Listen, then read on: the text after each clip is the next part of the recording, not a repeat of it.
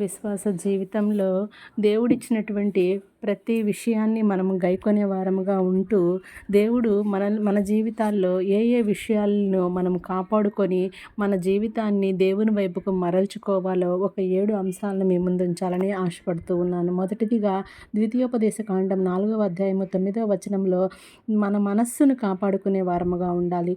రెండవదిగా యాకోబు పత్రిక మొదటి అధ్యాయము 27వ వచనంలో లోకమాన్యముల అంటకుండా మనల్ని మనం కాపాడుకునే వారముగా ఉండాలి. మూడవదిగా 2వ తిమోతి 4వ అధ్యాయము 7వ వచనం చూస్తే మనము విశ్వాసము కాపాడుకునే వారముగా ఉండాలి. నాలుగవదిగా 1 తెస్సలోనిక 4వ అధ్యాయం 5వ వచనం చూస్తే పరిశుద్ధత యందు శరీరమును కాపాడుకునే వారముగా ఉండాలి. ఐదవదిగా సామెతల గ్రంథము 13వ అధ్యాయము 3వ వచనము నోటిని కాపాడుకునే వారముగా ఉండాలి. ఆరవదిగా ఎఫెసీయులకు రాసిన పత్రిక 4వ అధ్యాయము 1వ వచనము ఆత్మ కలిగించు ఐక్యతను కాపాడుకునే వారముగా ఉండాలి. ఏడవదిగా 1 తిమోతికి రాసిన పత్రిక 1వ అధ్యాయము 14వ వచనం చూస్తే నీకు అప్పగించిన హితవాక్యమును అనగా సువార్తను మనము కాపాడుకునే వారముగా ఉండాలి.